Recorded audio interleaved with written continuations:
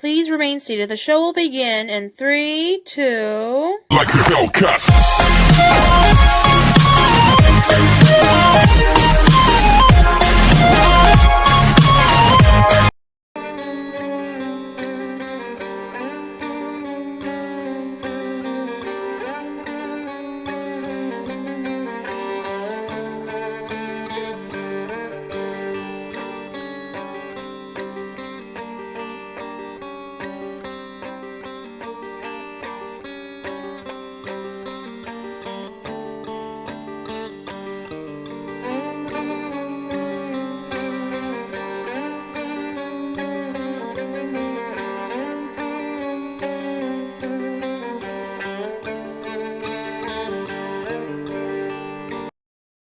I think it's safe to say most Americans have either been to Disneyland or Disney World. I have been to Disney World in Orlando twice now. The first time I went, I was 10 years old. Me and my family just returned from our second trip as a family 10 years later. We went during February, so it was relatively quiet in all the parks. We did go to all 4 parks. We started with the Hollywood Studios, then Epcot, then the Animal Kingdom, and then finally the Magic Kingdom. I had a great time until I went on Splash Mountain. Splash Mountain is one of the more popular rides at Disney World, and I remember it being my favorite 10 years ago. Since we all left the other parks relatively early, we decided to stay at the Magic Kingdom until midnight. After the nightly fireworks, the park started to really quiet down, basically to the point that the park was dead. We got on a few attractions with no lines. My little brother, who was 13, was really getting into the spirit. He was wearing mouse ears and a bright green Mickey Mouse shirt. Me and my older brother teased him about it throughout the day. Somehow we were so busy that it wasn't until around 11:30 at night that I remembered that we haven't even gone on Splash Mountain.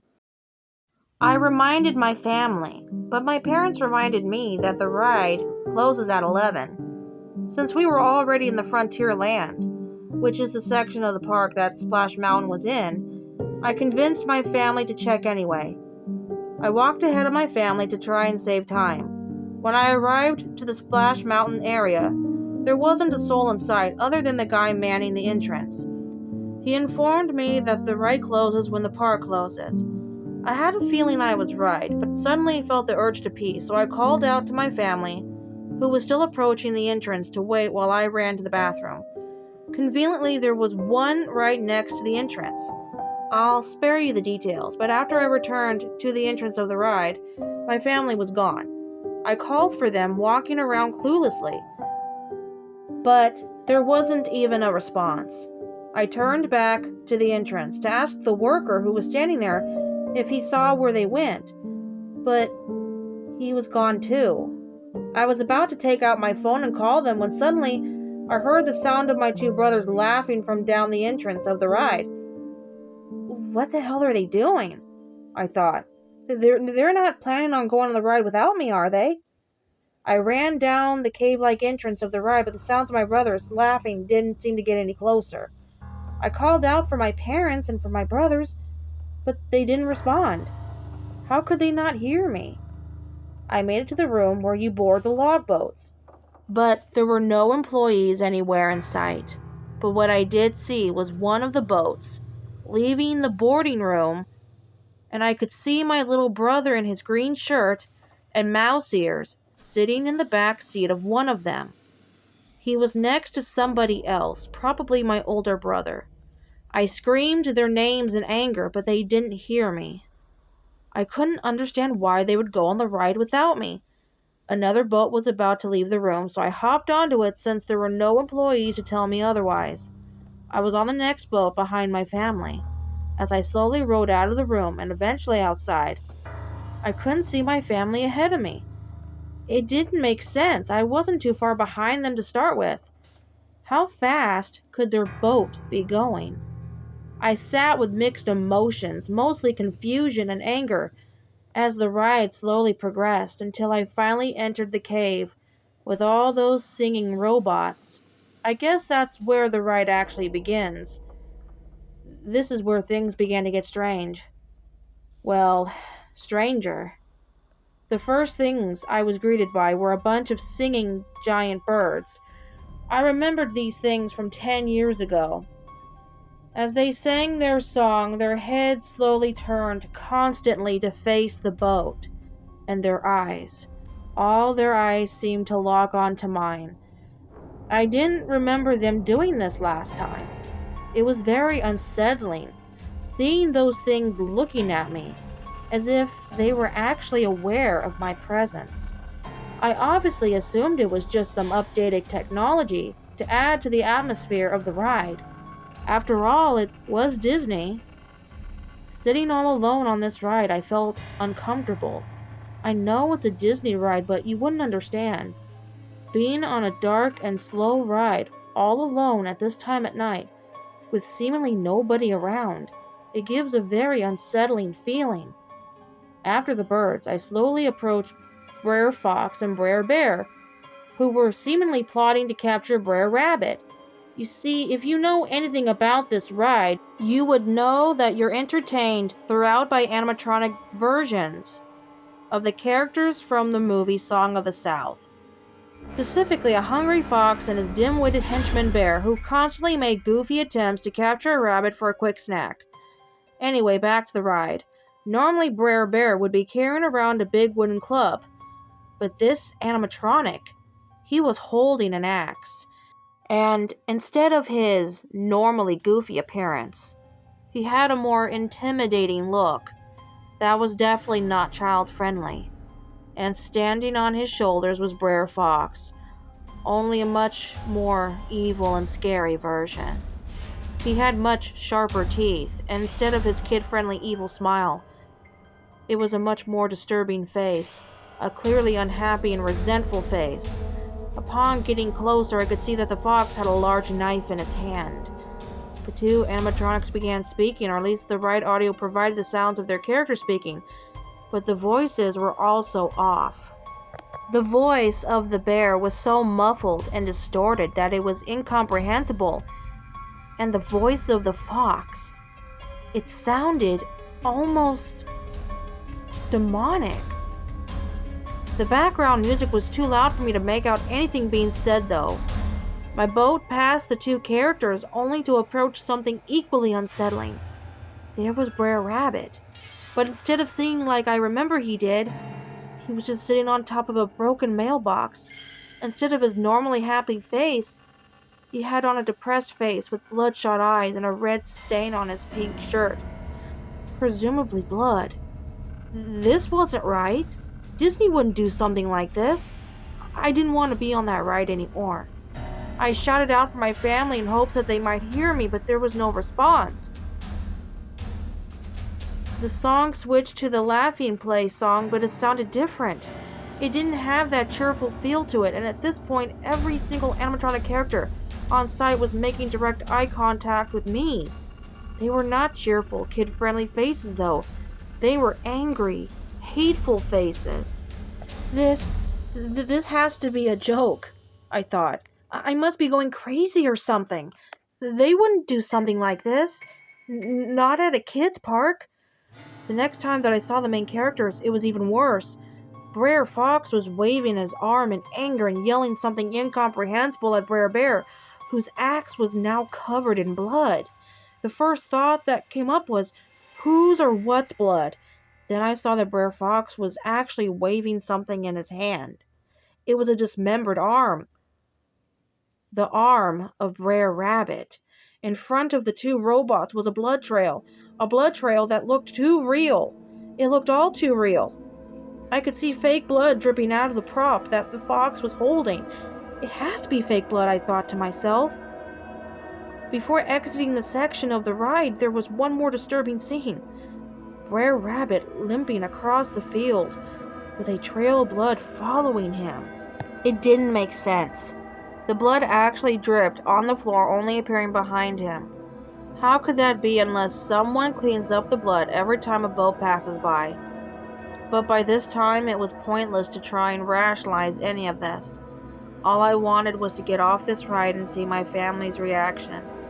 After this finally came the most anticipated part of the ride, which was the big drop. The boat climbed up to an angle and began to climb up the hill. At this point, anyone would be excited.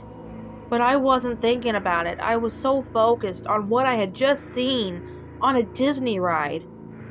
As I neared the top of the hill, there was one more scene waiting at the side. From what I remembered 10 years ago, it was Brer Rabbit tied to a pole over a fire, begging to be let go by Brer Fox. But this time, it was the most disturbing thing I had ever seen in my life.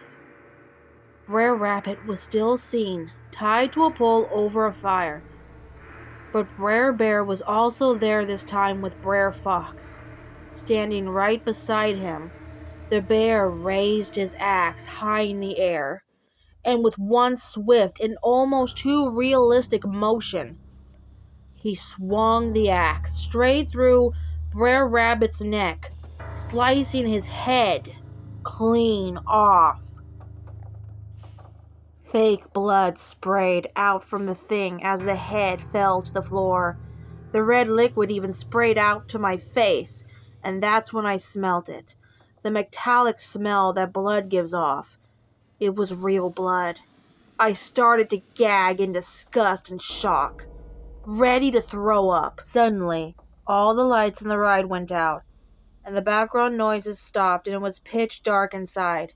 All I could see was the hint of moonlight coming from the top of the hill, and then coming from behind me. Even over the sounds of the rails pulling the boat up the hill, and the water moving down the hill, I could hear the sound of heavy splashing coming from the bottom.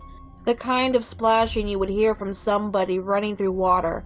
I turned around to see nothing but darkness behind me, but the splashing was getting louder, and just as I reached the top of the lift hill, I could see a giant humanoid figure, probably 8 feet tall, begin to run up the lift hill. As I ran closer, it stretched out its long arms, seemingly ready to pull me out of this boat. The shock of it all prevented me from being able to note any of its features before dropping down to the bottom of the hill outside. What did I just see? I must be going crazy. What the fuck was that? I thought it was all a dream. I pinched myself. I even slapped myself in the face a few times. But it was real. Whatever, I was outside now. This was my chance to get off this nut house ride. I looked for any place to climb over the fake rock walls, but all of the walls were covered by big spikes. They weren't even just decorative props. These things looked dangerously sharp. Hell, they looked deadly. And they covered every single imaginable place to climb out. It was like I was really in a giant briar patch. It was like these spikes were put here to prevent anybody from escaping the ride. I pulled out my phone and turned on its flashlight to see if it was safe to even hop out of the boat. I shined the flashlight down the water, revealing even more spikes under the water.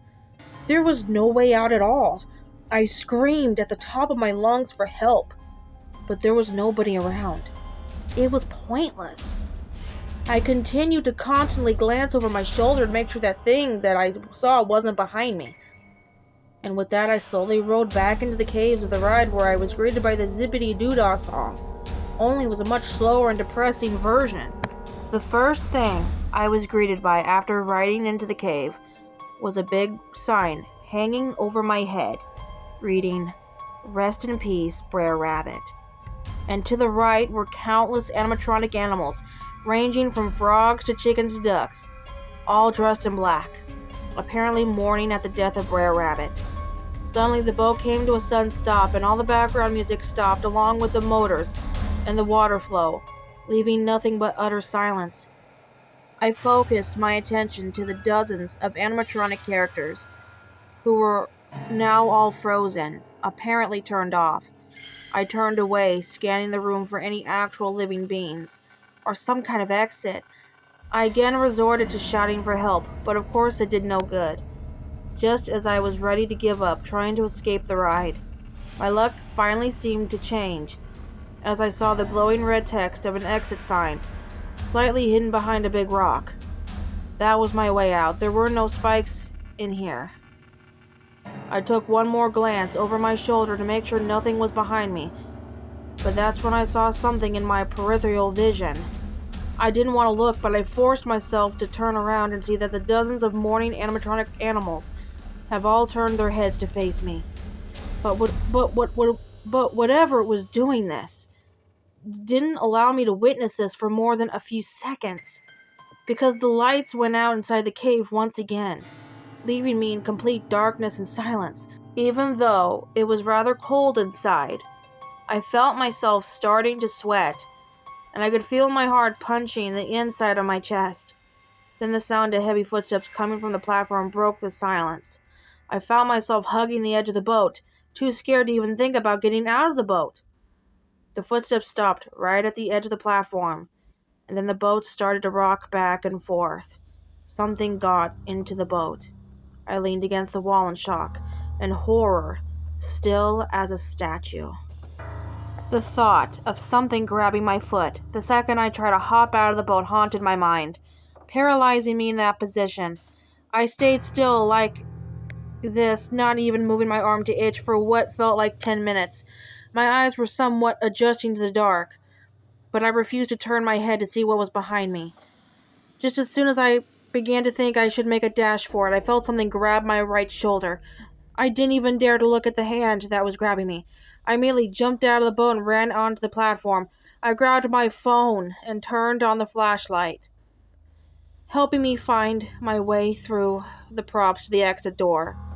The door led to a long hallway, where I eventually found the back door leading to the outside of the ride. I was safe. I made it out alive. I immediately dialed my mom's phone number, and she answered within seconds as if she was waiting for me to call. I asked her if she was all right, and she said she was fine. I screamed into the phone to meet me by the exit of the park right away. She sounded confused and asked me where I was, but I hung up the phone and ran to the exit of the Magic Kingdom, planning to never return again. Since this experience, my parents have been sending me to many psychiatrists and seeking as much therapeutic help as possible, but I'm still convinced that I hadn't imagined it. It was too real. My advice to you: never ride something like this alone during a very slow day late at night. I don't know how or why they would do this. I don't know if Disney is hiding something. I still think of the creature I caught a glimpse of, and whatever that thing was that was in the boat with me. I sometimes wish I had turned around to see what had grabbed my shoulder, just to kill the curiosity that I know will never go away. But maybe I should be happy that I didn't turn around. Probably the strangest thing about all of this, though, when I met up with my family at the exit of the park and tried to get some reactions from them, they told me that after I went to the bathroom, they simply walked around waiting for me. They never got on the ride.